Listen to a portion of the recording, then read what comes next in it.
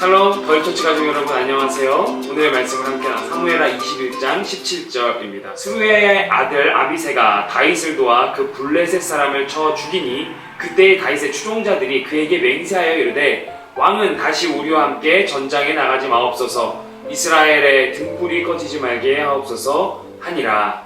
이스라엘과 블레셋 사이에 다시 전쟁이 일어나자 다윗이 직접 군대를 이끌고 출정을 합니다. 블레셋에는요 거인 장수 4명이 등장하고 있고 그에 맞선 이스라엘도 4명의 장수가 있습니다. 그들의 이름은 아비새, 십국의 엘하난, 요나단입니다. 그리고 눈여겨볼 인물 다윗이 있죠. 이제 다윗은 예전과는 다릅니다.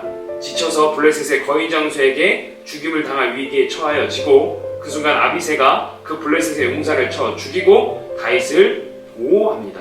이스라엘의 용사들은요 진정한 충심을 담아 다윗 왕이 더 이상 전장에 직접 나와 허망한 죽임을 당하지 않기를 요청합니다. 왜냐하면 다윗 왕은 이스라엘의 등불이기 때문이라고 고백해요. 그리고 그들이 이제 이스라엘의 등불인 다윗 왕을 보호하고 지키겠다고 합니다. 그들은 자신의 말한 대로 계속된 전쟁에서 블레셋의 거인족 자손들을 쳐서 죽입니다.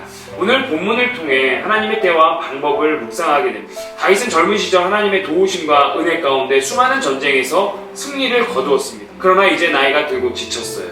그 용맹하고 싸움에 능했던 다윗은 없고 무방비로 무기력하게 죽음의 위기에 노출됩니다. 하나님이 없으셔서 이제 도와주지 않아서 그럴까요? 그렇지 않아요.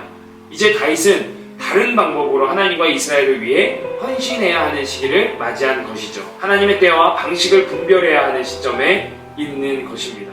앞장서서 용맹스럽게 전장을 활보할 때가 있었던 거고 이제는 뒤에서 노련함을 가지고 관록과 책임을 가지고 지원할 때가 된 것입니다. 예리한 칼의 역할을 할 때와 견고한 요새의 역할을 해야 할 때가 있는 것이죠. 우리가 살아가는 삶의 구간이 어떤 시기이며 그에 걸맞는 방법은 무엇인지 분별하는 것은 매우 중요하지만 결코 쉽지가 않습니다. 어려운 숙제예요. 그러나 하나님 앞에 그 지혜를 의지하며 구해야 하는 것입니다. 그래야지 개인의 삶뿐만이 아니라 가족과 공동체에 어려움을 초래하지 않습니다. 하나님의 열심인지 아니면 나의 열심인지 점검해야 하는 것이죠. 하나님의 고집인지 내 고집인지 구분하는 거죠. 섬김의 모양은 여러 가지로 바뀔 수 있는 유연함과 그러나 충성의 마음은 일관되게 유지하는 지혜, 그것을 우리가 구해야 할 줄 믿습니다. 우리의 부르심은 온전히 하나님의 주권임을 인정하며 하나님의 때와 방법을 구분하고 부르심에 충성할 때 우리의 삶 가운데 다양한 하나님의 역사와 열매를 맛볼 것입니다. 아무쪼록 삶의 순간순간 모습은 바뀌어도 주님을 향한 교회와 하나님 나라에 대한 우리의 최선은 변함없고 주님 나라의 장엄한 전진 가운데 살아가는 저와 여러분 되시길 이 시간 간절히 축복하며 간구합니다. 우리 다음 시간에 만나요. 샬롬.